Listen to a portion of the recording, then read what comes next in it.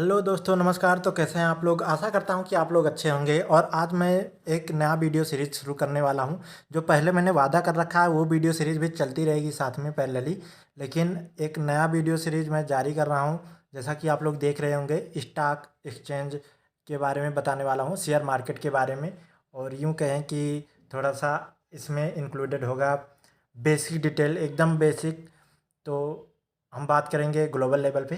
तो चलिए शुरू करते हैं हम। तो ये मैंने स्लाइड लिया है NSDL की वेबसाइट से, ऑफिशियल स्लाइड्स हैं।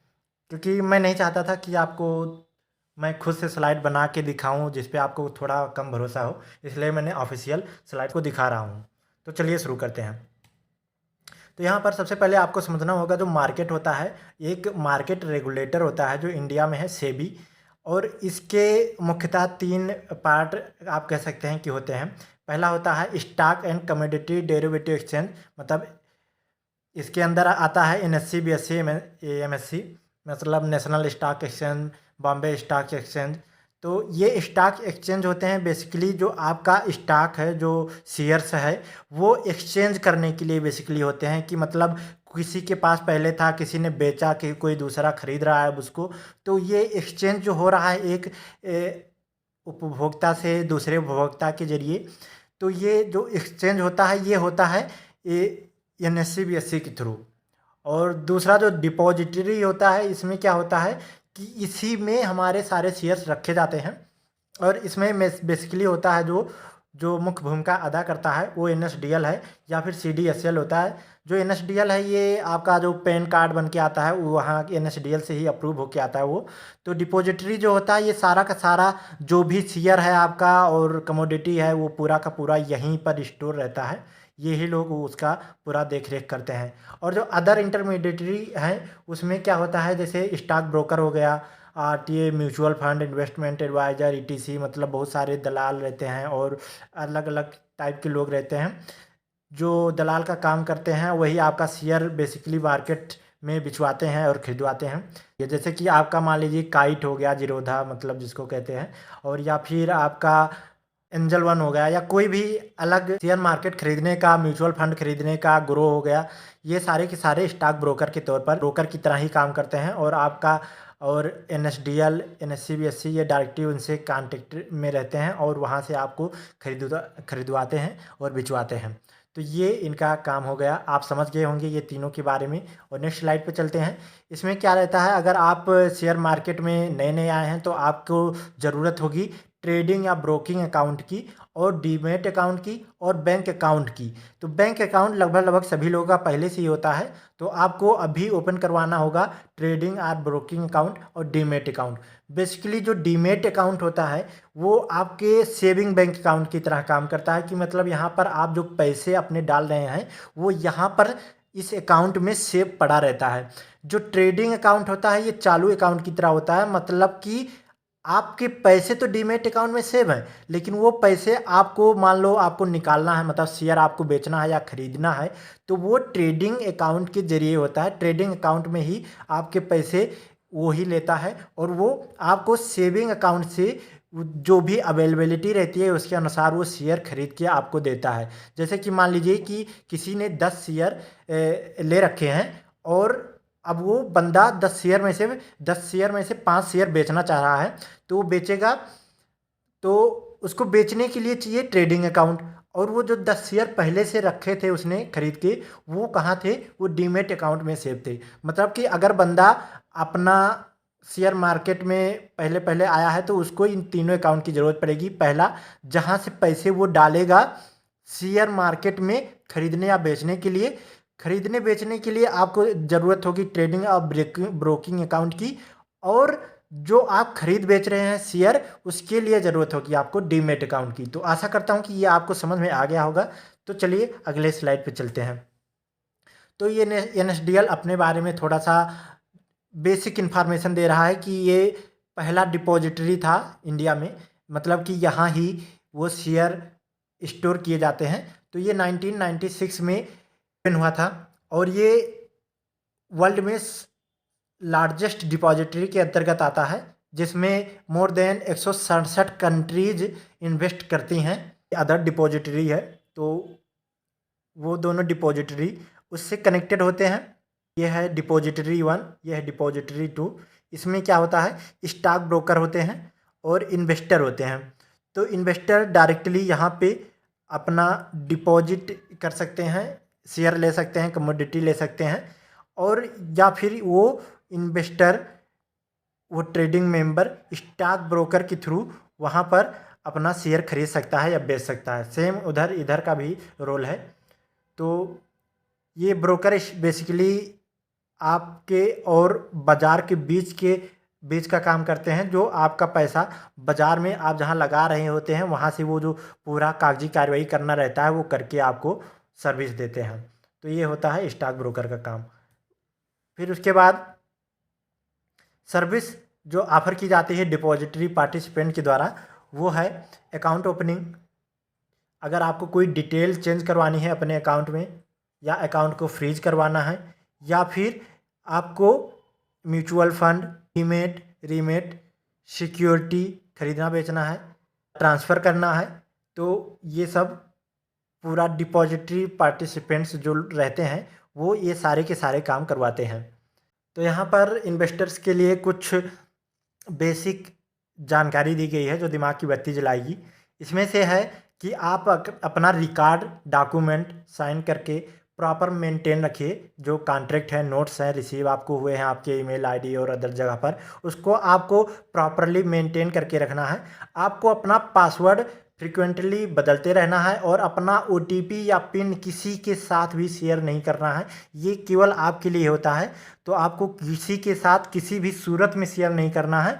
और आपको अपने SMS, emails, letters, statement, bill जो भी ब्रोकर के द्वारा आपको भेजे गए हैं वो सारे के सारे आपको अपने रिकॉर्ड के तौर पर रखने हैं और अपडेट रखने हैं। ऐसा नहीं कि आप 2-2, 3-3 महीने तक उसका कोई रिकॉर्ड ही नहीं रख रहे हैं। और आप जो भी ट्रांजैक्शन कर रहे हैं, लेन देन कर रहे हैं शेयर वगैरह का, वो आपको स्टाम्प लगा हुआ होना चाहिए। आपको उसका बिल उसका होना चाहिए आपके पास, ये आपके लिए ज़रूरी है।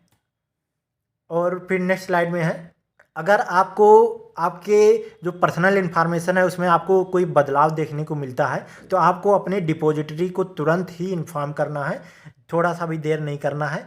और आपको अपना मोबाइल नंबर और email ID account opening form में ज़रूर मेंशन करना है। और अगर आपने नंबर या ईमेल आईडी बदला है तो उसको वहाँ पर आपको अपडेट करवाना है, ये आपकी जिम्मेदारी है। और अगर आपको ये NSDL से संबंधित कोई भी जानकारी चाहिए, हिंदी, इंग्लिश या फिर किसी और लैंग्वेज में, तो आप इस साइट पर विजिट कर सकते हैं। और उसके बाद एजुकेशन में जाइए, वहाँ से आपको वो सारे के सारे PPT और डिटेल आपको वहाँ से मिल जाएंगे। और कोई अवेयरनेस से संबंधित जानकारी भी चाहिए तो भी आप यहाँ पे विजिट कर सकते हैं। और फीडबैक देना हो या वेबिनार रिकॉर्डिंग देखना हो तो यहाँ पर आप विजिट कर सकते हैं। तो सारी की सारी डिटेल आपको इस साइट पर मिल जाएगी, NSDL के ऑफिशियल साइट पे। और कुछ आपको जो नहीं करना है, जैसे कि आपको कोई भी शेयर मार्केट ब्रोकर या ऐसा कुछ है जो ऑथराइज्ड नहीं है, रजिस्टर नहीं है, उससे आपको कभी भी उसके साथ शेयर खरीदने बेचने में इन्वॉल्व नहीं होना है। और इसकी जानकारी सेबी की साइट पर जाके चेक कर सकते हैं कि वो स्टॉक ब्रोकर वो अथराइज्ड पर्सन है कि नहीं, या म्यूचुअल फंड डिस्ट्रीब्यूटर जो है वो अथराइज्ड है कि नहीं। तो आपको चेक करके ही करना है। जैसे कि ग्रो हो गया, काइट हो गया, ये सब ऑलरेडी रजिस्टर्ड हैं, ये सबको पता है, लोगों को ट्रस्ट भी है, तो इसके थ्रू लोग पैसा जमा करते हैं। तो जो भी मतलब मार्केट में मशहूर हैं वो सब के सब रजिस्टर्ड है, उसमें कोई डाउट नहीं है। बाकी अगर कोई ऐसा नाम है जो आपने कभी नहीं सुन रखा है तो आपको उसके बारे में एक बार रिसर्च करनी चाहिए, उसके बाद भी पैसे इन्वेस्ट करने हैं उसमें आपको। तो ऐसे किसी भी जगह पर आपको इन्वेस्ट नहीं करना है जो एश्योर्ड नहीं है आप उसके बारे में, और किसी ने कहा कि इसमें आपको इतने पैसे इन्वेस्ट कर देने चाहिए या इतना रिटर्न आपको डेफिनेटली मिलेगा, तो ऐसा किसी भी व्यक्ति पर आपको विश्वास नहीं करना है। आपको अपनी रिसर्च अपने दम पर पूरा का पूरा शेयर देखना है और ख़रीदना बेचना है जो भी करना है। या फिर आप अगर चाहते हैं तो हाँ, गाइडर बहुत सारे होते हैं, एडवाइज़र बहुत सारे होते हैं, तो आपको अगर विश्वास है तो आप अपने हिसाब से कर सकते हैं। अदरवाइज़ ऐसे ही किसी भी पर किसी से भी टिप्स मिलने पर उन सबको फॉलो नहीं करना है, उनको अवॉइड करना है, उनसे दूर ही रहना है।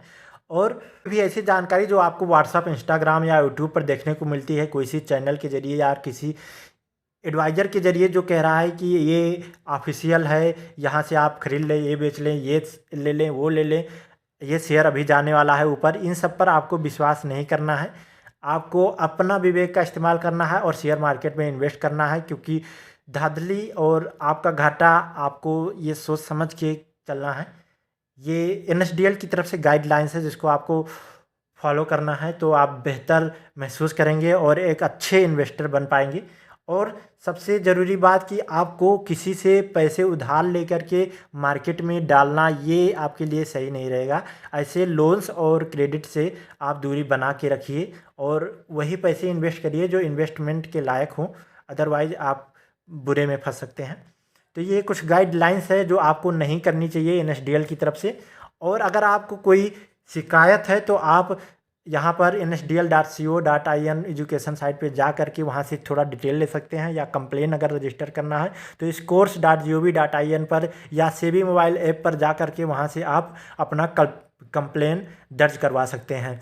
सेबी का टोल फ्री नंबर यहाँ पर आपको दिखाई दे रहा होगा और एनएसडीएल का toll free number, helpline number इधर है। आपको अगर कोई एनएसडीएल से संबंधित या एसएबी से संबंधित जानकारी चाहिए तो यहाँ पर आप कॉल कर सकते हैं, यहाँ से आपको जानकारी मिल जाएगी। और अगर आपको कोई शिकायत दर्ज करनी है ऑनलाइन तो यहाँ nsdl.co.in की साइट पे जाइए, वहाँ क्वेरी नाउ लिखा होगा, उस पे जाइए और अपना आप जो ग्रीवियंस है वो सबमिट कर सकते हैं। आपको ज़रूर उसका समाधान मिलेगा। एनएसडीएल का ईमेल आईडी जो ऑफिशियल ईमेल आईडी है relation@nsdl.co.in, इस पर आप ईमेल भी कर सकते हैं। अगर आपको कोई जानकारी चाहिए तो info@nsdl.co.in पर आप मेल कर सकते हैं। तो आशा करता हूँ कि आपको समझ में आ गया होगा और आपको अपना आधार कार्ड अपने पैन कार्ड से ज़रूर ही लिंक करवाना है 31 मार्च 2023 के पहले पहले। यहाँ 2022 लिखा हुआ है पुराना स्लाइड्स है, तो 2023 के पहले पहले। अगर आपको नहीं मालूम है कैसे करना है तो किसी भी मोबाइल से एसएमएस करिए। एसएमएस करना है आपको 567678 पर या फिर 56161 पर, किसी भी मोबाइल नंबर से आपको टाइप करना होगा। वहाँ पर मैसेज बॉक्स में UIDPAN स्पेस करना है, उसके बाद 12 डिजिट का आपका आधार नंबर और स्पेस फिर आपका पैन नंबर 10 डिजिट का टाइप करना है और इस नंबर पर सेंड कर देना है। आपका आधार आपके मोबाइल से आपके पैन कार्ड से लिंक हो जाएगा। तो आशा करता हूँ कि आपको ये सब समझ में आया होगा और अगर कोई डाउट है तो आप कमेंट बॉक्स में कमेंट करिए और हम आपकी सहायता के लिए हमेशा तत्पर हैं। और आगे की वीडियो में आपको हम बताएंगे कि बेसिकली इन्वेस्टर को और क्या क्या जानकारी चाहिए होती है या नीडेड है, और आगे आगे धीरे धीरे हम आपको 5-6 वीडियो की सीरीज में पूरा का पूरा डिटेल देंगे।